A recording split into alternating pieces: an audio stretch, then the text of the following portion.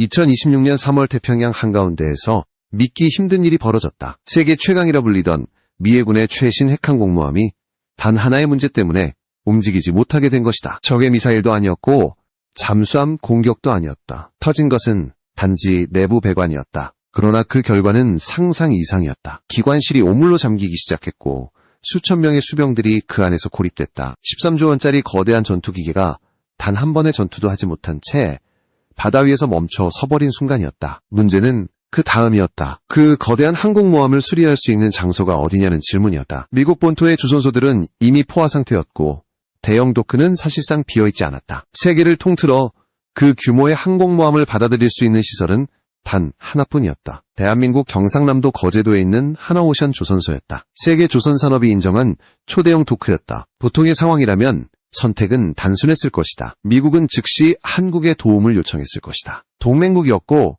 기술적으로도 가장 빠른 해결책이었기 때문이다. 그러나 워싱턴은 전혀 다른 선택을 했다. 그들은 협력을 요청하는 대신 압박을 선택했다. 수리대금 3억 달러 지급을 중단하고 대신 한국의 잠수함 기술을 요구하기 시작한 것이다. 목표는 분명했다. KSS-3 잠수함 핵심 설계와 정비 기술이었다. 펜타곤의 계산은 단순했다. 미 해군이라는 이름만으로도 조선소는 결국 고개를 숙일 것이라는 판단이었다. 거대한 미 해군 물량을 잃을 위험을 감수할 기업은 없을 것이라고 믿었다. 그러나 그 순간 그들은 치명적인 사실 하나를 놓치고 있었다. 협상 테이블 건너편에 앉아있던 한국 기업은 더 이상 과거의 하청업체가 아니었다는 사실이었다. 펜타곤 지하 회의실에서 열린 첫 협상에서 미 해군은 두 장의 문서를 내밀었다. 하나는 3억 달러 지급 보류 통보였다. 그리고 두 번째 문서는 훨씬 더 노골적이었다. 잠수함 설계도와 기술 이전 동의서였다. 그것은 협상이 아니라 사실상 최후 통첩이었다. 하지만 그 순간 예상 밖의 일이 벌어졌다. 한국 측 대표는 아무 말도 하지 않았다. 분노도 항의도 없었다. 대신 그는 조용히 만년필을 꺼내 회의 내용을 기록하기 시작했다. 한 줄 한 줄 모든 발언을 기록했다. 날짜와 시간까지 정확하게 적어내려갔다. 펜타곤 협상가들은 그 행동의 의미를 이해하지 못했다. 그들은 그것을 단순한 메모 정도로 생각했다. 그러나 그 기록은 사실 전혀 다른 의미를 가지고 있었다. 그것은 협상 기록이 아니라 증거 수집이었다. 그날 이후 워싱턴은 72시간의 시간 속으로 들어가게 된다. 그 시간 동안 미국은 기술을 얻기 위해 압박을 계속했고 한국은 아무런 반응도 하지 않았다. 전화도 없었고 항의도 없었다. 대신 거제도 조선소의 한 문서 보관 캐비닛 안에는 붉은 도장이 찍힌 서류들이 하나씩 쌓여가고 있었다. 계약 위반, 기술 요구, 대금 지급 중단, 외교 압박, 모든 기록이 조용히 모이고 있었다. 그리고 그 기록들이 완성되는 순간 세계 해군 산업의 판도가 뒤집히게 된다. 미국이 협상을 압박하는 동안 다른 나라들은 이미 움직이고 있었기 때문이다. 캐나다 국방부 장관이 직접 거제도로 향하고 있었고 사우디아라비아 왕실 대표단 역시 같은 조선소를 향해 비행기를 타고 있었다. 그 사실을 워싱턴이 깨달았을 때는 이미 늦어 있었다. 72시간이 끝나는 순간 하나오션은 단 한 문장으로 협상을 종료했다.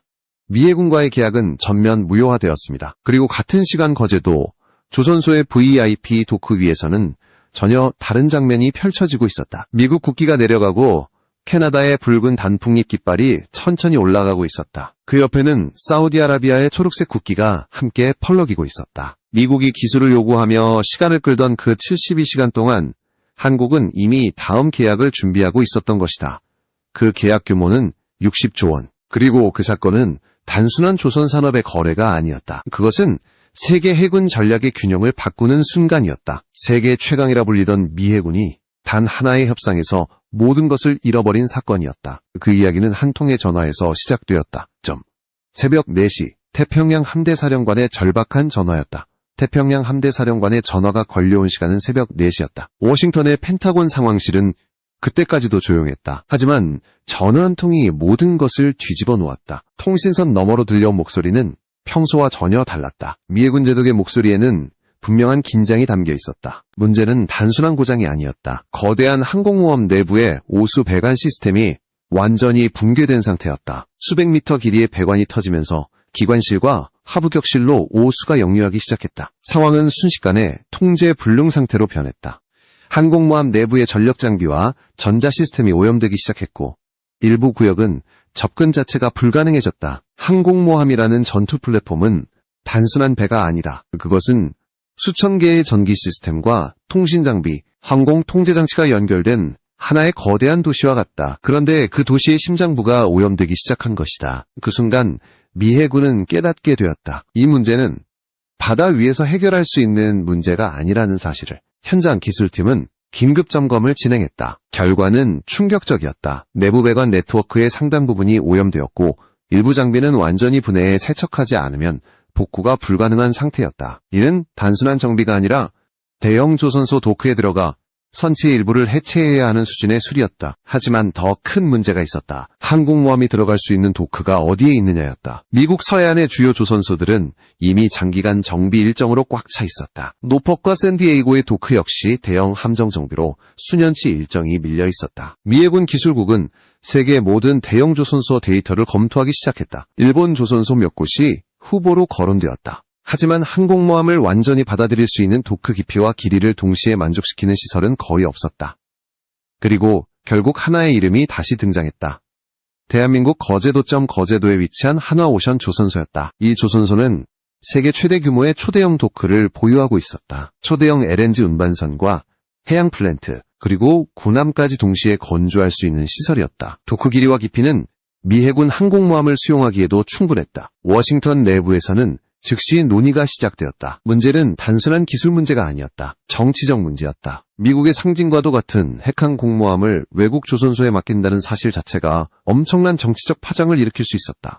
하지만 선택지는 많지 않았다. 태평양 한가운데에서 움직이지 못하는 항공모함을 그대로 둘 수는 없었다. 수천 명의 승조원이 탑승해 있었고 함재기 수십 대 역시 갑판 위에 묶여 있었다. 시간이 지날수록 위험은 커지고 있었다. 결국 펜타곤 내부 회의에서 결론이 내려졌다. 한국조선소를 활용하는 방안을 검토하라는 지시였다. 하지만 동시에 또 하나의 계산이 시작되고 있었다. 미국은 단순히 수리를 맡기는 것으로 끝내고 싶지 않았다. 그들은 이 상황을 하나의 기회로 보았다. 세계 최고 수준으로 평가받기 시작한 한국의 잠수함 기술을 확보할 수 있는 기회였다. 특히 KSS-3 잠수함 프로그램은 미국 내부에서도 큰 관심을 받고 있었다. 수직 발사 시스템을 갖춘 재래식 잠수함이라는 점에서 전략적 가치가 높았기 때문이다. 미 해군 일부 분석가들은 이 기술이 향후 동맹국 잠수함 전략에 큰 영향을 줄 것이라고 보고 있었다. 그래서 펜타곤 협상팀은 단순한 정비 계약이 아니라 더 큰 거래를 준비하기 시작했다.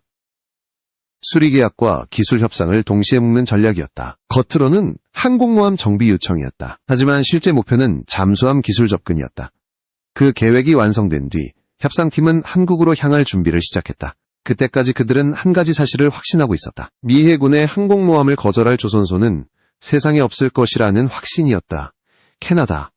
해군 조달부서에서 걸려온 전화는 예상보다 훨씬 빠르게 도착했다. 문의 내용은 단순한 정보 요청처럼 보였다. 그러나 조선산업에 오래 몸담은 사람이라면 그 질문의 의미를 바로 이해할 수 있었다. 캐나다는 새로운 잠수함 사업을 준비하고 있었고 그 규모는 결코 작은 프로젝트가 아니었다. 회의 실안의 공기가 미묘하게 바뀌기 시작했다. 미국과의 협상은 여전히 진행 중이었다. 그러나 동시에 다른 가능성이 조용히 열리고 있었다. 이것은 단순한 계약 경쟁이 아니었다. 세계 해군 산업의 흐름이 바뀌는 순간일 수도 있었다. 전략실에서는 즉시 시장 분석을 다시 시작했다. 북미와 중동의 잠수함 도입 계획이 테이블 위에 올라왔다. 캐나다뿐만 아니라 사우디아라비아 역시 새로운 해군 전략을 검토하고 있다는 정보가 이미 여러 보고서에서 언급되고 있었다. 특히 장거리 작전 능력을 가진 잠수함에 대한 관심이 높아지고 있었다. 그때 한 분석가가 조용히 말했다. 만약 미국이 협상에서 기술을 요구하고 있다면 그 이유는 단 하나일 수 있습니다. 한국 잠수함 기술이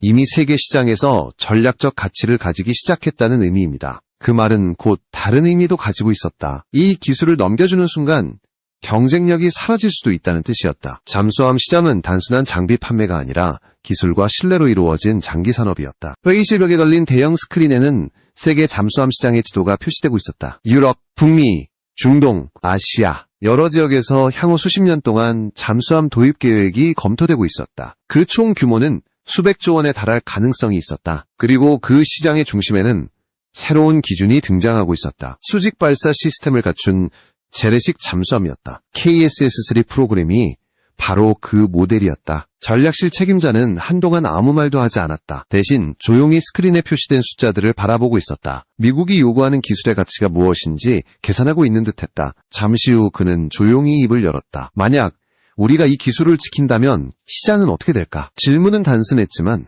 의미는 깊었다. 분석팀은 즉시 여러 시나리오를 준비했다. 미국 요구를 받아들이는 경우, 기술 협력을 제한적으로 진행하는 경우, 그리고 완전히 거절하는 경우, 각각의 경우에 대해 향후 20년 시장 규모가 계산되었다. 결과는 예상보다 명확했다.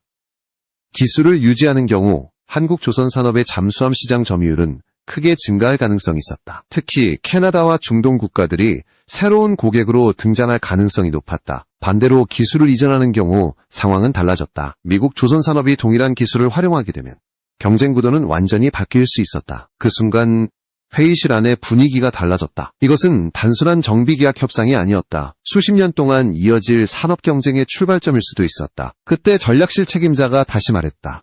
우리는 시간을 이용해야 합니다.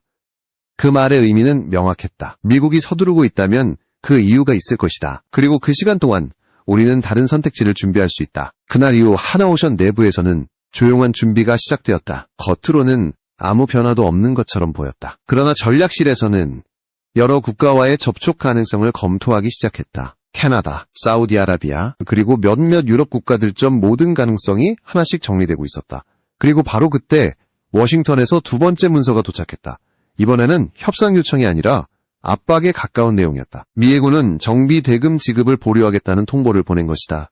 미 해군이 보낸 두 번째 문서는 협상 분위기를 완전히 바꾸어 놓았다. 이번 문서에는 단순한 제안이 아니라 명확한 조건이 담겨 있었다. 항공모함 정비대금 3억 달러 지급을 보류하겠다는 내용이었다. 그리고 그 뒤에는 기술 협력에 대한 새로운 요구가 붙어 있었다. 전략실 회의실 안에서는 잠시 침묵이 흘렀다. 미국이 선택한 방식은 매우 분명했다. 협상이 아니라 압박이었다. 거대한 미 해군이라는 이름을 이용해 협상 테이블의 균형을 바꾸려는 시도였다. 그러나 그 문서를 읽고 있던 사람들의 표정은 예상과 달랐다. 당황하거나 분노하는 분위기는 아니었다. 오히려 매우 차분했다. 한 임원이 조용히 말했다. 결국 이렇게 나오는군요. 그 말은 이미 어느 정도 예상하고 있었다는 의미였다. 미국이 기술을 원하는 순간 협상은 단순한 정비 계약이 아니라 전략적인 게임으로 바뀌게 된다. 그리고 그 게임에서는 감정보다 계산이 더 중요했다. 전략실 책임자는 문서를 한 번 더 천천히 읽었다. 그리고 펜을 들어 문서 옆에 몇 가지 메모를 남기기 시작했다. 계약 위반 가능성, 지급 지연 기록, 협상 압박 증거. 메모는 짧았지만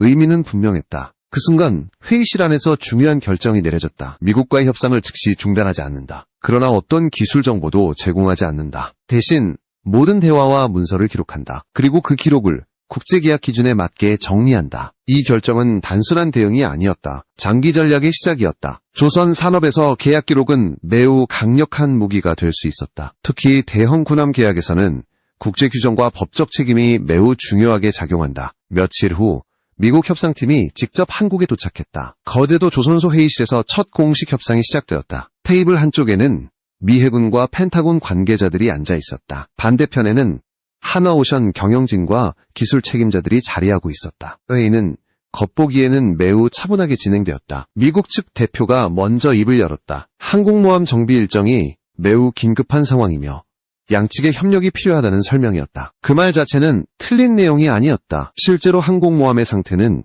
시간이 지날수록 악화되고 있었다. 그러나 몇 분 뒤 대화의 방향이 조금씩 바뀌기 시작했다. 미국 협상팀은 잠수함 기술 협력에 대한 질문을 꺼내기 시작했다. KSS-3 설계 방식에 대한 관심, 정비 시스템 구조, 수직 발사 시스템, 통합 방식. 질문은 점점 더 구체적으로 변하고 있었다. 그 순간 한국 측 협상 대표는 조용히 노트를 펼쳤다. 그리고 미국 측 발언을 한 줄씩 기록하기 시작했다. 날짜와 시간, 발언 내용, 참석자 이름까지 정확하게 적어 내려갔다. 미국 협상팀은 그 행동을 크게 신경 쓰지 않았다. 국제협상에서는 기록이 흔한 일이었기 때문이다. 그러나 그 기록의 목적은 그들이 생각하는 것과 조금 달랐다. 회의가 끝난 뒤 전략실에서는 그날의 모든 기록이 정리되었다. 발언 내용과 문서 요청, 기술 질문까지 모두 정리되었다. 그리고 그 기록은 별도의 파일로 보관되기 시작했다. 그때 또 하나의 새로운 소식이 도착했다. 캐나다 국방부에서 공식 방문 일정을 문의해온 것이다. 잠수함 사업과 관련된 기술 협의 가능성을 검토하고 싶다는 내용이었다. 회의실 안의 분위기가 다시 한번 달라졌다. 이제 상황은 단순한 미국과의 협상이 아니었다. 세계 여러 국가가 같은 기술을 바라보기 시작한 순간이었다. 그리고 바로 그때 중동에서 또 다른 메시지가 도착했다. 사우디아라비아 해군 대표단 역시 거제도 조선소 방문을 검토하고 있다는 내용이었다. 전략실 책임자는 잠시 창밖을 바라보았다. 거대한 도크 위에서는 여전히 용접 불꽃이 밤하늘을 밝히고 있었다. 조선소의 일상은 변하지 않은 것처럼 보였다. 그러나 실제로는 전혀 다른 게임이 시작되고 있었다. 그는 조용히 말했다. 이제 시간은 우리 편일지도 모릅니다. 그날 이후 거제도 조선소의 분위기는 겉으로 보기에는 아무 변화도 없는 것처럼 보였다. 크레인들은 여전히 천천히 움직였고 도크에서는 거대한 선박의 용접 불꽃이 밤을 밝히고 있었다. 그러나 내부에서는 완전히 다른 움직임이 진행되고 있었다. 전략실에서는 세계 해군 시장의 흐름을 다시 계산하기 시작했고 협상 기록은 하나도 빠짐없이 정리되고 있었다. 미국 협상팀은 여전히 기술 협력에 대한 질문을 계속하고 있었다. KSS-3 잠수함의 정비 체계는 어떻게 구성되어 있는지, 수직 발사 시스템 통합 방식은 어떤 구조인지, 장기간 작전을 위한 전력관리 시스템은 어떤 철학으로 설계되어 있는지 질문은 점점 더 깊어지고 있었다. 그러나 한국 측의 답변은 항상 같은 방식이었다. 정비계약과 관련된 내용만 설명한다는 원칙이었다. 이 상황이 며칠 동안 이어졌다. 그 사이 전략실에서는 새로운 보고서가 올라왔다. 캐나다 대표단의 방문 일정이 확정되었다는 내용이었다. 그리고 며칠 뒤 또 하나의 보고서가 추가되었다. 사우디아라비아 해군 대표단 역시 같은 시기에 한국 방문을 계획하고 있다는 정보였다. 이 소식이 회의실에 전달되었을 때 분위기가 조용히 바뀌었다. 이제 상황은 완전히 다른 방향으로 움직이고 있었다. 미국이 기술을 요구하며 시간을 끌고 있는 동안 다른 나라들은 이미 새로운 협력을 준비하고 있었다. 전략실 책임자는 그날 밤 늦게까지 보고서를 읽고 있었다. 세계 잠수함 시장의 흐름, 각국 해군의 도입 계획, 그리고 향후 20년 동안 예상되는 계약 규모, 숫자들은 매우 분명한 메시지를 보여주고 있었다. KSS-3 기술은 단순한 잠수함 설계가 아니었다. 그것은 새로운 해군 전략의 핵심 플랫폼이 될 가능성을 가지고 있었다. 장거리 작전 능력과 미사일 발사 능력을 동시에 갖춘 재래식 잠수함은 여러 국가에게 매우 매력적인 선택지였다. 그리고 바로 그 순간 전략실 책임자는 하나의 결론에 도달했다. 미국과의 협상은 더 이상 중심이 아니었다. 이제 진짜 질문은 다른 곳에 있었다. 이 기술을 누구와 함께 사용할 것인가였다. 며칠 뒤 캐나다 국방부 대표단이 거제도에 도착했다. 방문은 매우 조용하게 진행되었다. 공식 발표도 없었고 언론 보도도 거의 없었다. 그러나 조선소 내부에서는 중요한 회의가 이어지고 있었다. 캐나다 해군은 새로운 잠수함 프로그램을 준비하고 있었고 장기간 작전 능력을 가진 잠수함을 찾고 있었다. 회의에서 가장 많은 관심을 받은 것은 KSS-3 프로그램이었다. 특히 수직 발사 시스템을 활용한 장거리 미사일 운용 능력은 캐나다 측에게 큰 인상을 남겼다. 북극과 태평양을 동시에 고려해야 하는 해군 전략에서 장거리 작전 능력은 매우 중요한 요소였기 때문이다. 그 회의가 끝난 뒤 며칠이 지나자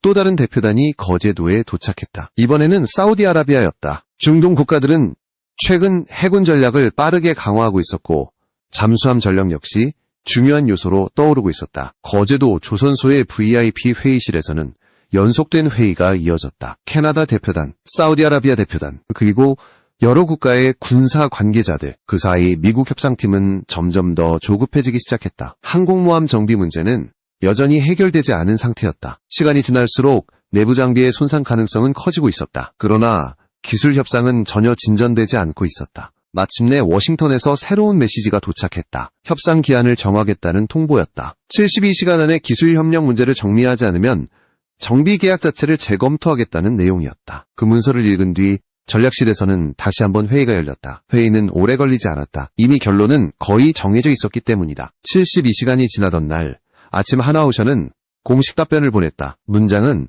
매우 짧았다. 기술 이전 요구는 계약 범위를 벗어난 사항이며 수용할 수 없습니다. 정비 계약 또한 상호 합의가 이루어지지 않았으므로 재검토됩니다. 그 문장이 워싱턴에 도착한 순간 상황은 완전히 바뀌었다. 미국이 협상에서 시간을 끌던 동안 거제도에서는 이미 새로운 계약이 준비되고 있었기 때문이다. 같은 날 거제도 조선소 VIP 도크 위에서는 조용한 장면이 펼쳐지고 있었다. 캐나다 해군 관계자들이 조선소 시설을 둘러보고 있었고 사우디아라비아 대표단 역시 같은 도크를 방문하고 있었다. 세계 해군 산업의 중심이 조용히 이동하고 있었다. 그리고 그 변화의 중심에는 하나의 기술이 있었다. KSS-3 잠수함 프로그램.